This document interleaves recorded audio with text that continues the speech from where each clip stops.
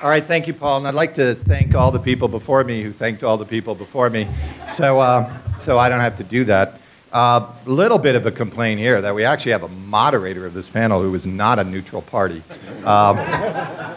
And as usual, I'm going to be the whipping boy, a misunderstood creature since the day I was born.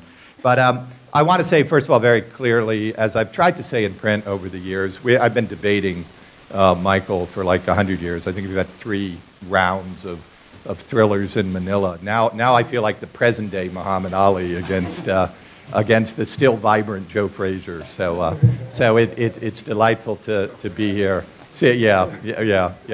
Frazier won one of those, I think. So, but anyway, I'm glad I didn't have to do a mano with Michael again, because that's usually pretty tough. But what I've tried to say for years is that I agree with the ends of the estate tax, the ends of the proponents of the estate tax, like the chorus and choir we heard this morning. I'm a fan of justice and equality, particularly the discussions with David. I think the gorilla in the room, the 800-pound gorilla in the room, is wealth. I think you have to go after wealth. I don't think any major tax reform in America has gone after wealth. What we're doing is we're shoring up the income tax as a wage tax. We're maybe making it more progressive, but we're not getting at wealth at all. And I think we have to do something. The title of my paper, the beginning of it, Distracted by Distraction from Distraction, is an allusion to a T.S. Eliot line. And I think there's just a lot of smoke and mirrors. The complexity of the fiscal situation in America allows people to make very different rhetorical claims, and it makes it difficult to figure out what's going on. Let me talk about just 2 examples of that, then I'm going to come back to something at the end. Example 1 is how we've come to define the progressivity of any tax change or any tax increase. And with due respect to Paul and people who put this on, I think the occupied, just getting that in the title, gets us to think the way we score it is we talk about what percentage of dollars from the tax, what percentage of the tax increase falls on the top 1%. So by this measure, the estate tax does pretty well, because only rich people pay the estate tax. So it is as often been called the most progressive tax in America. But I would propose a more progressive tax. I would come up with Bill Gates or Warren Buffett. I don't know who the wealthiest American is today, but I would go to the wealthiest American today and take $1 from them. And I would say 100% of the tax increase came from the top 0.00001%. So it's not really, we're comparing apples and oranges. The idea that the estate tax is meaningfully contributing to wealth equality in the country is belied by a 100-year history of the estate tax. I think it's a bad tax in theory.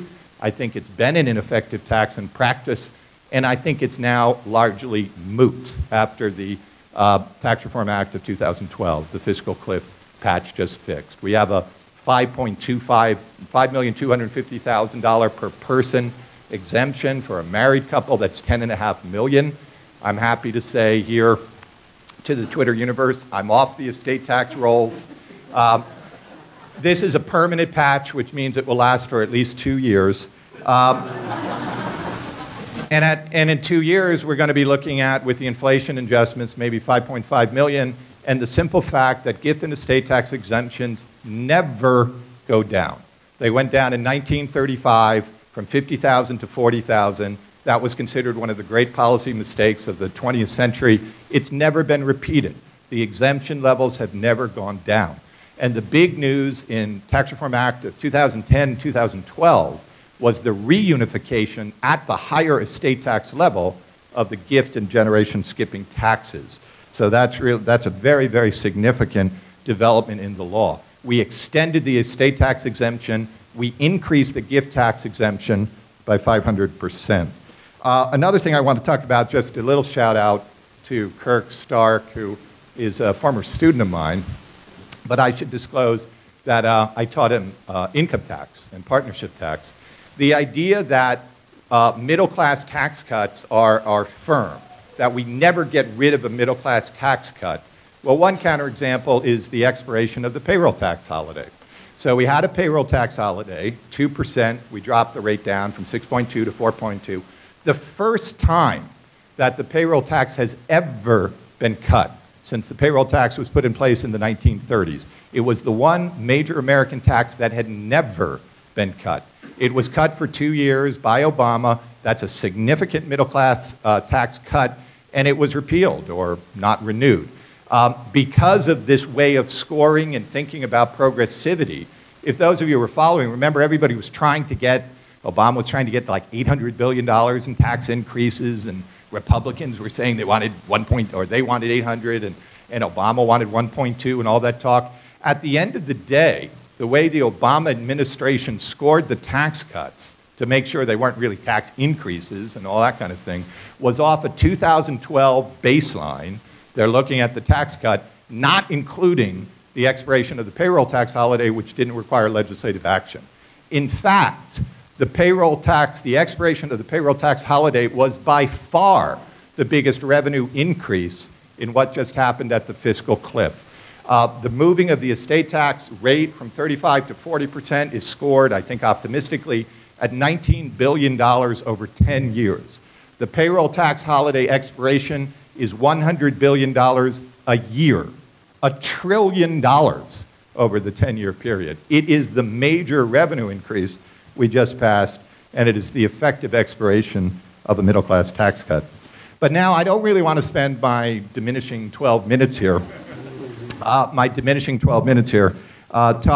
rehashing my arguments against the estate tax, although I'm happy to do that in question and answer. But I want to go to what I see as the silver lining.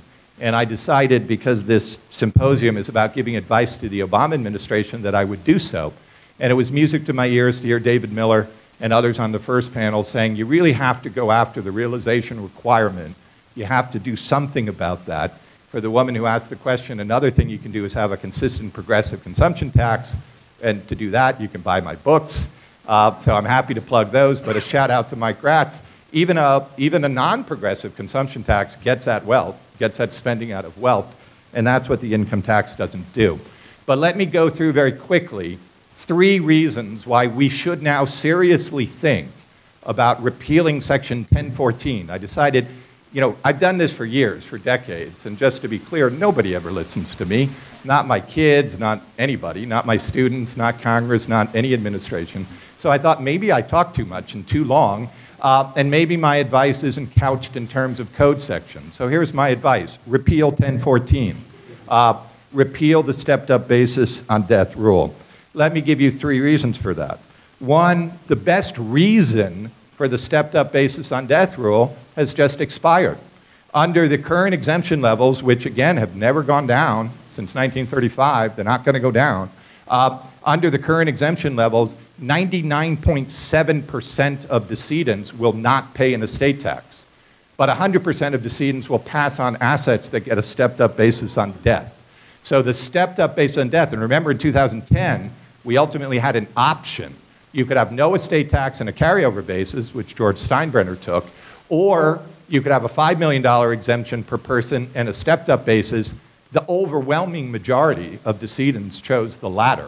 Stepped-up basis is very big, very important. It's always been linked to the estate tax. 2, the problem of appreciated assets, the problem of unrealized appreciation going out to death has just gotten significantly worse because there's no reason, there's no tax reason, there's no incentive to gift away appreciated property anymore. Capital gains rates have gone up, making the cost, the implicit present value cost of a carryover basis higher, and the estate tax has gone away for 99.7, 99, 98% of people. So with no estate tax to try to avoid, and with a capital gains rate increasing, you hold on to your appreciated assets. They're the last thing you would gift away, and we're not going to see it. So the problem of lock-in, the problem of unrealized appreciation on death is going to get worse. And then 3rd and finally, we need some way to get at the wealth. It's wealth inequality. That's the big problem in America. And my advice over the time, again, I tried to make it simple. So my tax planning 101 is buy, borrow, die. Buy, borrow, die is advice for people with wealth. You buy assets that appreciate, like Berkshire Hathaway. They don't produce dividends, like Berkshire Hathaway. When you need to live, You borrow, which is tax-free under an income tax, would be taxable under a consumption tax, would be taxable under Michael's plan. You borrow, and then finally you die. And when you die, that built-in gain you've been building up goes away. You convert a game of deferral into one of escape. And if you play buy, borrow, die to the limits, which you can do if you have, say, $10 million for a head start, if you play it to the limit, you don't pay any tax. You don't pay a payroll tax because you don't work. Working is for poor people. You don't get a W-2. You don't pay an income tax for the reasons I just mentioned, and you don't pay an estate tax because that's a net tax on your assets minus your liabilities. You can pass the debt on to the kids. They can sell off the assets. They get the assets tax-free. They sell them off tax-free. They pay off your debt. So if you have capital, taxes are optional. If you have capital sufficient to live on, all major American taxes are optional. And we need to start going after that. A progressive consumption tax does that systematically. It's my preferred solution, fair not flat, how to make the tax system better and simpler, my book from 2002. But if you're not going to do that, we got to start looking at those planks. So the buy plank looks through the realization requirement, and I'm going to add in David's recommendation for mark-to-market, which is also Mike Knoll as a piece, David Shakow, Michael Graetz referred to Alan Auerbach's. It's retrospective capital gains is the nice piece by Alan on that point. So I think you got to look at that. Borrowing, you know, that's a complicated thing. But at least death, buy, borrow, die, the stepped-up basis, get rid of it. And I want to just conclude, and I've sort of, you know, kind of laid the foundation for this with Marty Sullivan. Marty's here from Tax Analysts, Tax Notes, and Marty is great. I think he's one of the most, like all you guys at Tax Analysts are great. Let's get that out there. And by guys include Lee Shepard. Let's be very crystal clear. No, you're a guy. All right, so here's Marty has a wonderful piece that just came out in the Tax Notes that you actually got free today. And you shouldn't keep getting it for free. It's a wonderful publication. You should all pay for it. In any event, it's Realistically Aggressive Tax Reform. It's on page 150. And Marty kind of goes through things. And then he had a section, 9 to 10. Capital gains and dividends, capital gains at death. And he lists as a $128 billion tax expenditure the non-taxation of unrealized depreciation. The estate tax in 2011 brings in about $11 billion. So the 800-pound gorilla in the room is about 12 times the size of the unrealized depreciation problem.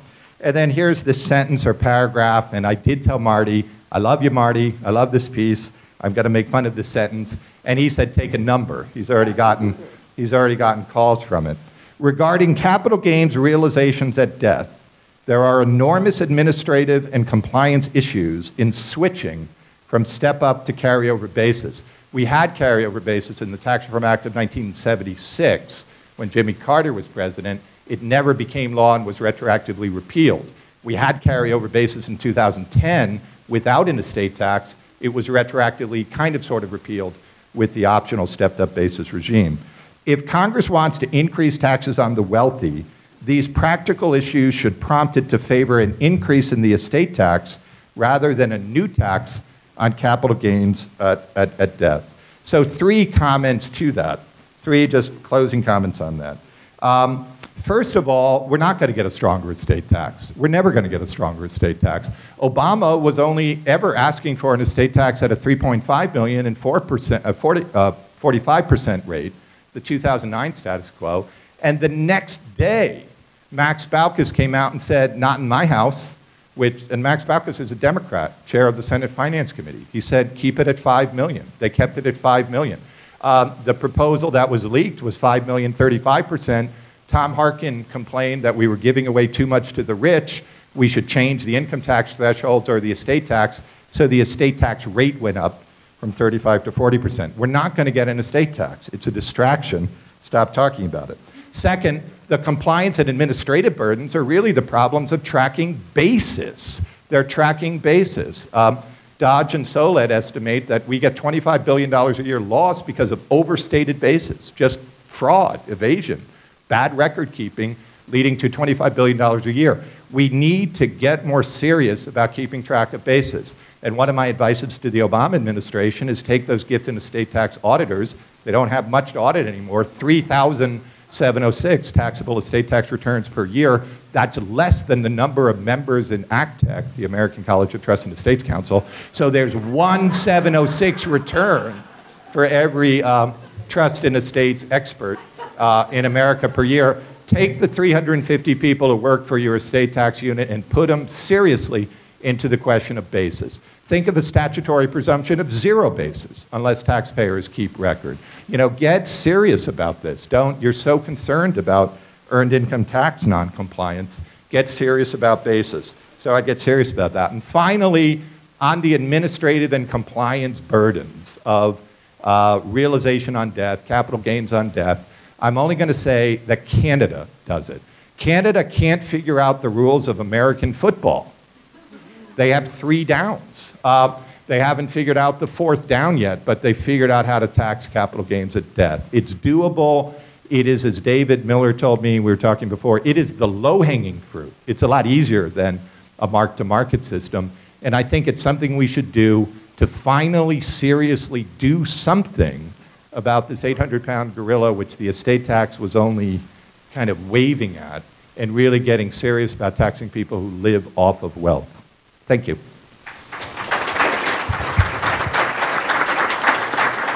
Thank you, Ed. We'll now hear from Asa McCooch from San Diego. Currently visiting at the University of Florida. That accounts for the jet lag. I find myself with a little bit surprised to find a lot of common ground with what Ed has been saying.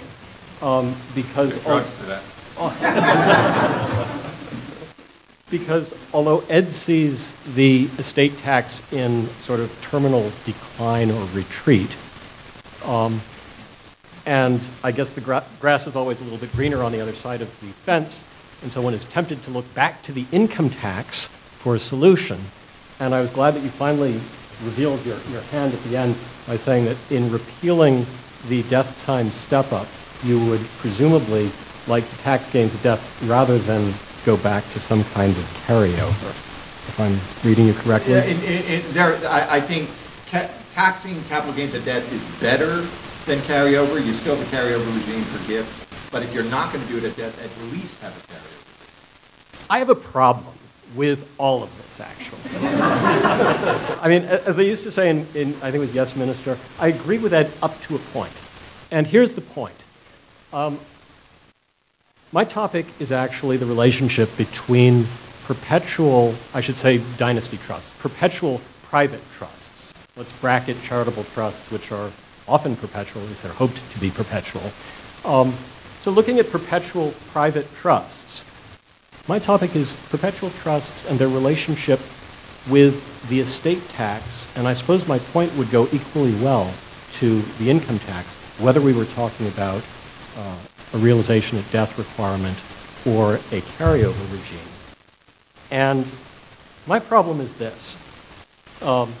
In looking at that relationship, starting with the estate tax at least, the standard story that's been going around for the last 10 years or so is that the relationship is a very simple linear causal one, which is that the $1 million, as it was then, GST exemption enacted in 1986 brought about the rise of perpetual trusts. That basically didn't exist before then because we had, at state level, a rule against perpetuities.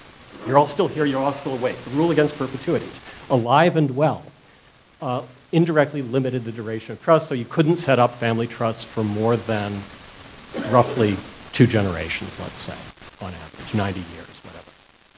And the notion was that as long as the state law, state trust law, limited the time period in which you could tie up property in trust for private beneficiaries, that then the estate tax, as it then was, could ride on top of that, confident that even if you removed property from the reach of the estate tax for 1 or 2 generations, it would come back when the trusts terminated after 90 years or so.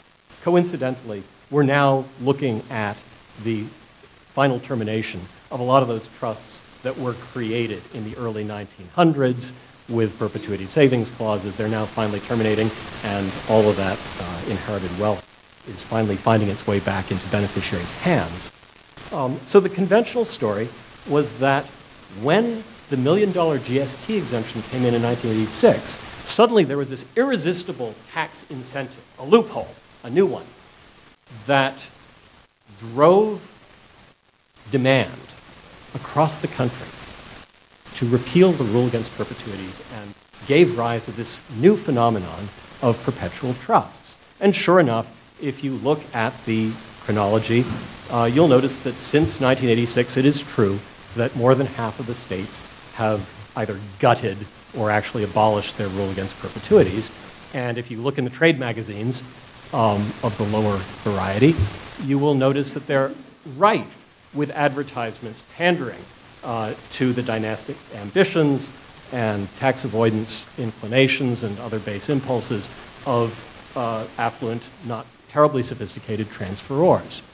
And in fact, one recent study has documented that during the late 1990s, early 2000s, something like $100 billion supposedly came into private trust accounts in states that had abolished or weakened their rule against perpetuities. So the moral that's been drawn from this is that essentially it's the estate tax, or broadly speaking, the estate and GST, the transfer taxes, that are to blame for their own demise and for this gaping loophole. And perpetual trusts have now basically, they're not only a loophole in transfer taxes, but that they have taken over, and the rule against perpetuities is dead. And my problem with this is that on closer examination, there are actually three inconvenient, I don't know if they're truths, they're inconvenient points that I would like to point out, and I go into a little bit more detail in my paper. One is that the rule against perpetuities never was the rule that Gray announced as a monolithic, across-the-board, ubiquitous rule. The rule against perpetuities has a much more checkered history, and it was never uniform across the country. And even for decades before the first GST tax came in 1976, it was possible in at least 2 or 3 states, it was possible to create perpetual trusts. You just had to know how to do it.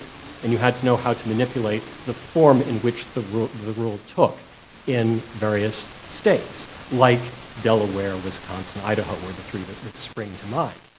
So it was always possible to avoid estate taxes even when rates were high, like 77% marginal estate tax rate, in the bad old pre-76 days, when there was no GST tax. And yet, interestingly, here's the second inconvenient truth, is that apparently transferors who stood to gain tremendous amounts by avoiding estate taxes in perpetuity didn't respond. At least they didn't respond the way rational taxpayers are supposed to respond and are alleged to have responded in the years after 1986. So why not?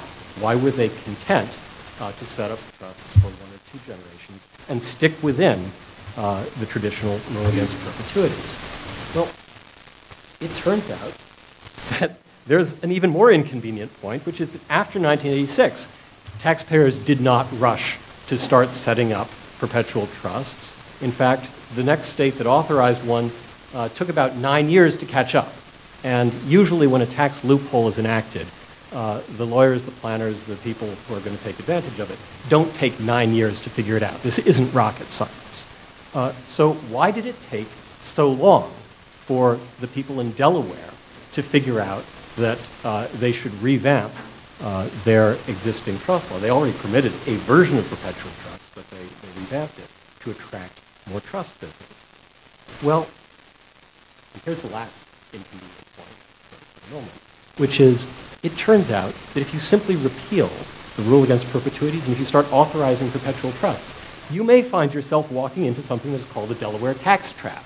In fact, the best way to circumvent transfer taxes is not to repeal the rule. The best way to circumvent them is to restructure the rule and retain a shadow of a rule against either suspending alienation or long-term rule against perpetuities. We won't go into that right here. But to retain a shadow of the rule that you can use to pretend that you are still complying with some ineffectual version of it. And some states have caught on to that, others haven't yet. So here's my concern. This is the focus of the paper, really, is I am concerned that perpetual trusts are being oversold, that their actual benefits are not as great as they are purported to be. They are not a silver bullet. And I'm somewhat concerned, based on the kinds of selling jobs that have been done for perpetual trusts, that the main beneficiaries are probably not the transferors who are lured into putting their accumulated wealth into these vehicles, but rather the bankers, the lawyers, the professionals who stand to gain immediately by churning fees to set up these trusts in tax haven jurisdictions, and that over the long term, it may well be that the beneficiaries of these trusts and the settlers, if they were still around, looking down from wherever they do after they die, it may very well be that the beneficiaries and the settlers will come to bitterly rue the day that they locked up their $1 million or whatever into one of these zombie-like vehicles that will go on and on and on and never die, and over time will become unadministrable. In fact, I kind of wonder, who uses these trusts? My guess would be, my hunch would be, though maybe some of the people from sophisticated estate planning practice can contribute a little bit here.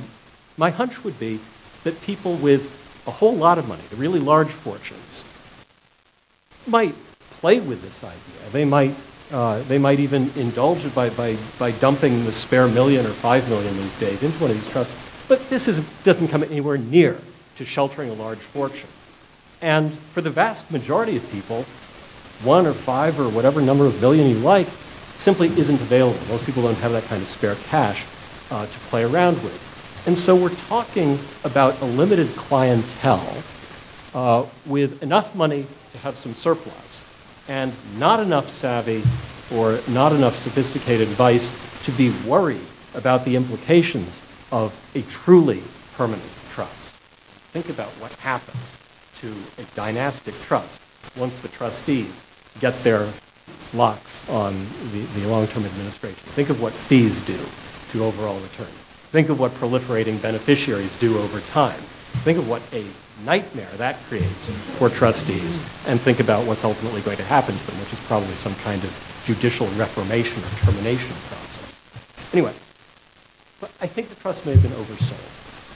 But coming to tax reform, this is, after all, a symposium on advice to the Obama administration. So where do we come out in offering some ideas for reform going forward? And I guess I have 2 thoughts on that. One is that the $5 million exemption for estate and gift, and especially for GST taxes, makes no sense at all. As Ed has pointed out, and this is where I really do agree with you completely, by opening up a $5 million exemption coupled with unlimited basis step-up at death, we have basically just opened up a huge giveaway to not even the middle class, but to a large, more than 99% of decedents to just escape the basic income tax net, and we've pulled away what used to be at least a substantial countervailing tax that offset the benefit of that step-up. And that, I think, is hard to defend. In fact, thinking about it a little further, I'd go a step further and I would say, what's the point in having any exemption for the GST tax? Almost by definition, people who set up generation-skipping trusts are likely to be near the top end of the wealth scale. And if they already get an exemption for the property that they give outright, it is not clear to me that they need an additional exemption for amounts that they tie up in long-term trusts. So going forward, how do you accomplish this? One possibility, of course, would simply be to prospectively curtail the $5 million exemption, at least for long-term trusts in terms of the GST exemption. That'd be one possibility. But you say, we've already got several years now in which people have been rushing to create dynasty trusts.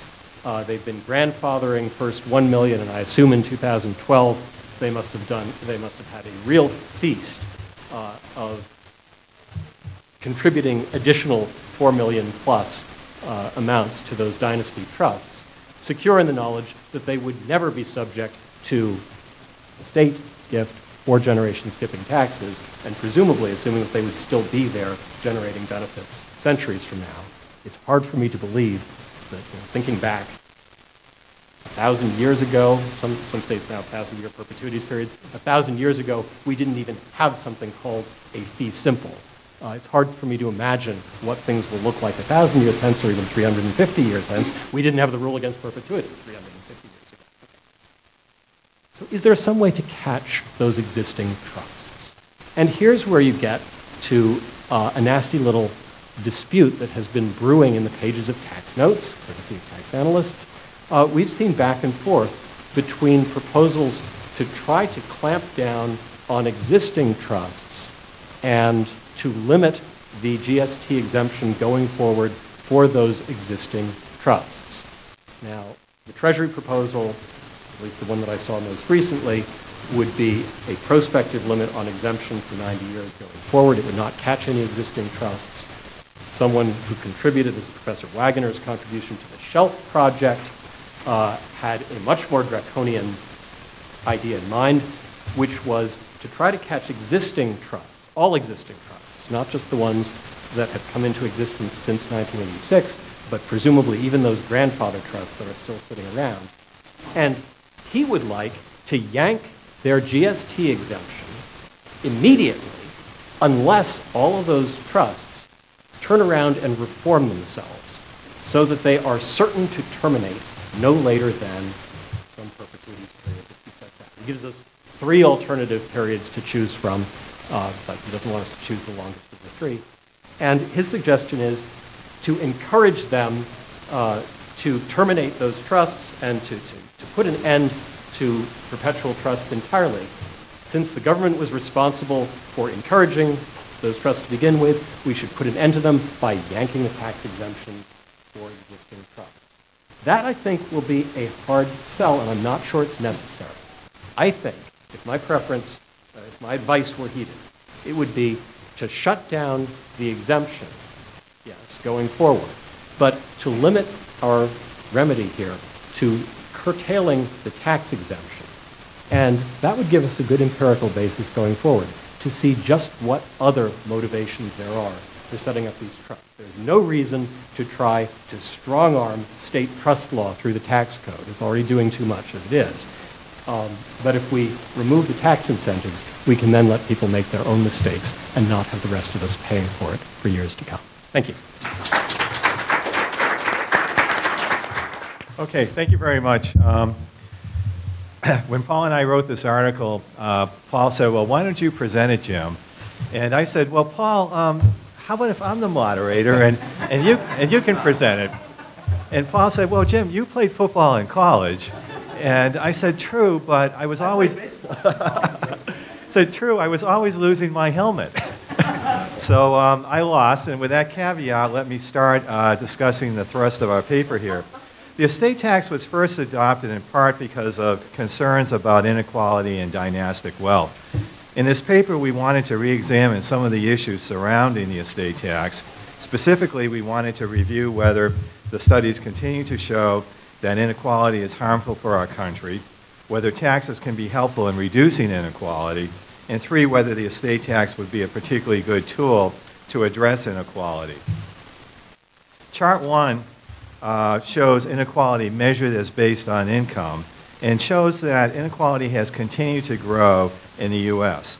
The top 1% of households measured by inflation-adjusted income has grown 155% during the period 1979 to 2009. The next 19% grew 58%, the middle 60% grew 37%, and the bottom 20% grew only 45%. The distribution of wealth is even a more depressing story here. If you look at Table 2, you can see that the share of wealth held by the bottom 80% decreased from 18.7% to 11.1%. If wealth is defined to exclude homes, so that we are only measuring the holding of financial assets, the story is even worse. It's shown in Table 3. the share of non-home wealth held by the bottom 80% fell from 8.7% to 4.7%. And this is the bottom 80%, 8.7% to 4.7%. Is this inequality bad for the U.S.? Chart 2 succinctly tells the story. This chart is from Wilkinson and Pickett and shows that inequality in the horizontal axis. And again, most of these studies use income inequality because they have had difficulties in measuring wealth inequality. But the horizontal axis shows income inequality, with low being on the left at the origin and high income inequality being on the right-hand side. And the vertical axis shows the index of health and social problems. As you can see, the higher you are in the chart, the greater the measure of health and social problems, and the further you are to the right, the greater the income inequality. If you look closely in the upper right-hand corner of this chart, you'll see the USA is in the upper right-hand corner. Now, what are the measures of health and social problems that they measured in this study? They looked at life expectancy, the level of math skills and verbal literacy. They looked at infant mortality, homicides, imprisonment, teenage births, obesity, and mental illness. Interestingly, while this relationship dealt with cross-country or cross-national data, a similar relationship seems to hold for states. The authors also looked at the relationship of income inequality within the various states in the United States and compared that with the index of health and social problems. And you'll see again that there's a pretty good relationship that higher inequality is correlating with greater measures of health and social problems. In the lower left-hand corner, we have states such as New Hampshire, Utah, and Alaska, Wisconsin, and Iowa. And in the upper right-hand corner, we have states such as Texas, Alabama, Mississippi, and Louisiana. Given the adverse impact of inequality, it is unfortunate that inequality appears to be dynastic. It persists from generation to generation. As we discuss at pages 107 to 108 of our paper, a 2012 study by the Congressional Research Service suggested about 50% of the disadvantage of growing up in a poor family may be inherited by the children. Thus, if the family income was 30% below the average, it is likely that the children will be 15% below the average for their generation. Given the social harms of inequality, it is perhaps not surprising that these social ills have an adverse on economic activity. There have been several empirical studies that have sought to determine whether inequality can have an impact on economic growth. A 1999 survey of studies summarized the results up to that point, and this is quoted at page 109 of our article. It said that, quote, several studies have examined the impact of inequality upon economic growth. The picture they draw is impressively unambiguous, since they all suggest that greater inequality reduces the rate of growth, end quote. As shown on table 4, this remains true today. All 19 of the studies that have examined the relationship of inequality with long-term growth, and by long-term growth here we mean growth of 15-year periods or greater, have found that there's a negative relationship, that high inequality correlates with low subsequent economic growth. If you look at table 4, the Chen study, which is referred about 2/3 of the way down, is particularly interesting. In the study, he confirmed the relationship between long-term inequality and economic growth, but he also looked to see, well, what happens if you engage in redistributive strategies? Does it have an impact on economic growth? And he found, not surprisingly, that if you start in a society that has a high level of inequality, redistributive policies will increase economic growth. In other words, if you have high inequality, you're going to be able to improve the situation by engaging in redistribution. On the other hand, not surprisingly, if you already have a society that has a low level of inequality, then engaging in redistributive strategies or processes can be harmful to economic growth. And I think that probably is consistent with the intuition that we all have about the relationship between inequality and economic growth. The short-term studies, in contrast to the long-term studies, again, the long-term studies are all pretty uniform, or in fact, very uniform. The short-term studies have been all over the place. Short-term studies have found negative correlations, they've found positive correlations, and it's been difficult to try to determine which of these types of studies should we pay attention to. We think, and several economists have also posited, that the long-term studies are more accurate because the relationship is likely to be one that manifests itself over a long period. The impact of inequality is probably working its way through educational opportunities, social unrest, and difficulty in enforcing property rights. And those sorts of relationships have a long-term impact on society, not a short-term impact. So it's very likely that the long-term studies are more reflective of reality. Now the question then becomes, well, can taxes play a role in dealing with inequality? And it's clear that a progressive income tax can play a role. Income taxes reduced inequality with respect to income by 8.74% in 1978 and 7.3% in 1998. As you can see on Table 5, in 1996, federal taxes reduced inequality by about 5%. The Gini coefficient went from 0.532 to 0.503. And in 2006, however, federal taxes reduced inequality by only about 3.9%, where the Gini coefficient went from 0.582 to 0.560. What about the estate tax? Can it have an impact on inequality? And most importantly, can it have an impact on wealth inequality? It's estimated that between 20 and 80% of wealth in the U.S. has been inherited. In 2012, 102 of the Forbes 400 richest Americans inherited their wealth. In 1999, 149 of the Forbes 400 inherited their wealth. As shown on Table 6, the estate tax does a pretty good job of reducing the amount of wealth transferred from an older generation in the family to the younger generation. In 2006, the largest estates, those with $20 million or over, paid over 1/3 of their gross estate to charities and to the federal government. 15.57% went to the federal government and 17.83% went to charities. In 2002, the largest estates paid 34.65% of their gross estate to the government and charities, 12.35% to the government, and 22.3% to charity. The effective tax rate as a percentage of the taxable estate has also been significant. Table 7 shows that 43.99% of the taxable estates for the largest estates in 2006, I'm sorry, let me rephrase that. Table 7 shows that the largest estates had an effective tax rate of 43.99% when measured as a function of the taxable estate. So then, what is the problem with the estate tax? We think that one of the most serious complaints has been that it reduces savings. Here, theory is ambiguous about the impact of the estate tax on savings. We might have an income effect where there would actually be an increase in savings. We might have a substitution effect where there would be a reduction in savings. The issue really is an empirical question. There have been 3 empirical studies that have focused on the estate tax.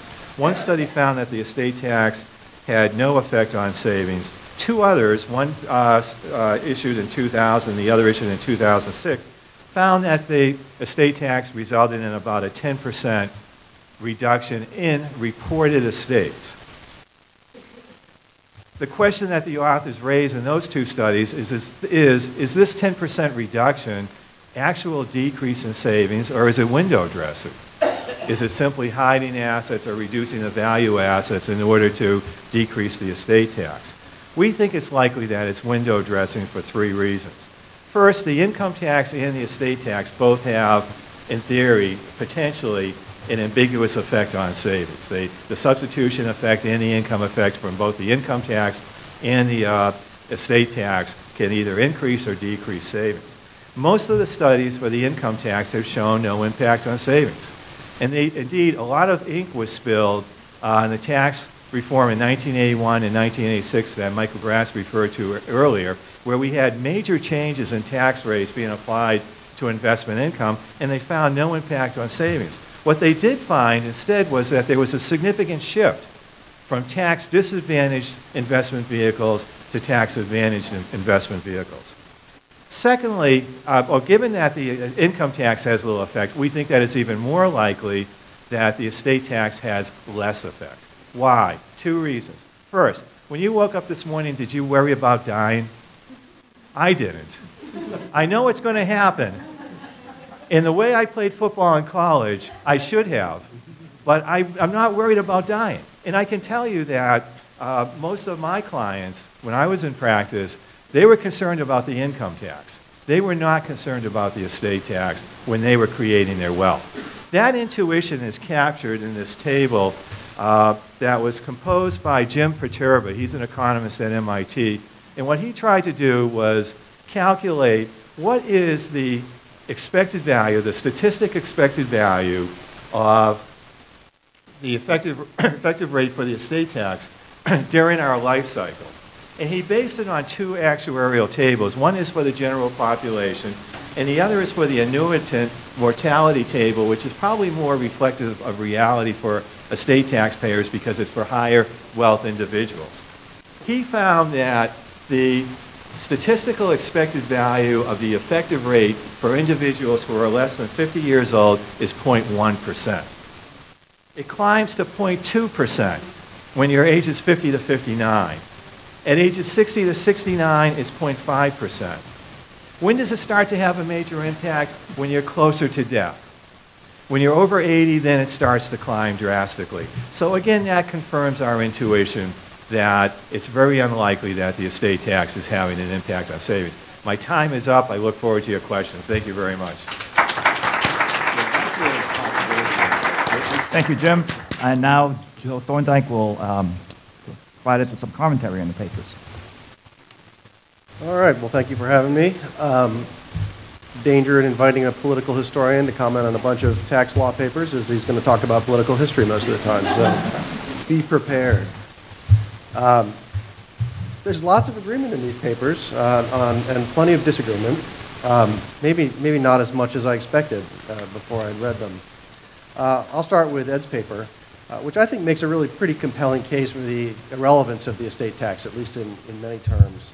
Certainly its irrelevance in revenue and progressivity terms, hate to say that, and perhaps in broader fairness terms about its ability to back up the income tax. I think he hasn't quite convinced me that the tax is politically irrelevant or politically dead yet. I'm not optimistic about what happened at the end of the year that really we should all agree never to talk about again because it was so disheartening. But I do think that I have been recently convinced by the same Elliot Brownlee that got a shout out earlier that might be the beginning of a rebirth for progressive tax ideas and real progressive tax ideas in American politics. We'll see. Open question, but it seems a possibility. I think that this paper is great in its compelling focus on unrealized appreciation as really I think you call it the 800-pound gorilla. Certainly is the key to wealth taxation and all the goals that surround it. I think the sort of clarion call for abolishing stepped-up basis or curtailing the tax-favored transfer of assets, I think these are good pieces of advice, and I'll come back to them in a minute. The paper offers a great narrative of the estate tax's recent decline, especially since 2000. I do think as a historian that this is an almost uniquely horrible episode in tax policy making. The way that tax was destroyed over a relatively short period of time, or more actively destroyed. Maybe it's been destroyed for a long time. But that process of gradual repeal, full repeal, some replacement, 2-year extension. I mean, this is no way to treat what is at least in some sense a major portion of the federal tax system. I mean, it doesn't raise a lot of money, but it looms large in discussion, and it's a terrible way to make tax policy that way. I like your distinction about the question of whether Congress is gridlocked on all tax issues or really just tax increases. Yeah, that's right. And I was glad you went into a little more depth, I think, on the payroll tax, which is the great exception to this. That payroll tax exception is so complicated because it's all tied up with the spending programs and the notional relationships between the spending and the tax that I think make it complicated. It's not clear to me, actually, how if Congress would be capable of doing that ever again. Because in general, I think you're right that Congress, at least now, this Congress, not inclined to take any action if that action would result in a tax increase, or even to let a tax increase happen thanks to inertia. As an aside, I really valued your identification of the carried interest debate as a distraction, again, from larger, more fundamental issues like the capital gains preference. That's a conversation for another time, really. You say that the estate tax is no longer the answer to any compelling question, and I'm intrigued by that formulation because I think it is an answer to a series of still compelling questions. It's just it's the answer itself that doesn't work, at least politically, and as you suggested, substantively, it's simply not working anymore. This brings me to a little historical digression. You mentioned that several times you suggested that tax has never really worked very well, and I for one, would love to hear that. I'm not aware off the top of my head of sort of historical analyses taking this back any length of time. Has the tax always been the washout that it is today? Because you've convinced me that it's mostly a washout. Maybe it's a misty-eyed romanticism to the past that all historians have sort of genetically, but I have the sense that it did work better at some point. I'm open to being taught otherwise. Here's a question I have. If the tax is such a failure and such a distraction, why is it stayed so prominent in political debate? What keeps it there? Why the durability of the distraction is the way I was feeling it. I think part of the answer it was in one of the graphs that you had in which it shows that rising exemption over time. I think that graph is illustrative. It says something not just about the estate tax, but about the making of tax policy in general, because it's such a transparent giveaway to the most privileged members of society that I think that the fate of the estate tax over time has bred a lot of outrage, at least on the left, and has given this tax an outsized political role, regardless of its sort of minor tax role. I'm convinced that prominence is unfortunate, that in many ways it's distracted us from other ways of dealing with these large social and economic problems. I guess I'm less optimistic about whether or not doing something about stepping up basis or is actually politically feasible in any way, for the same reasons that the estate tax has been eviscerated. That these people are smart, they're not going to miss it, they're not unaware of it. I don't see that. I see other factors as destroying this tax, and that those factors are still well at work. I'll skip the next few things I was going to say and move faster.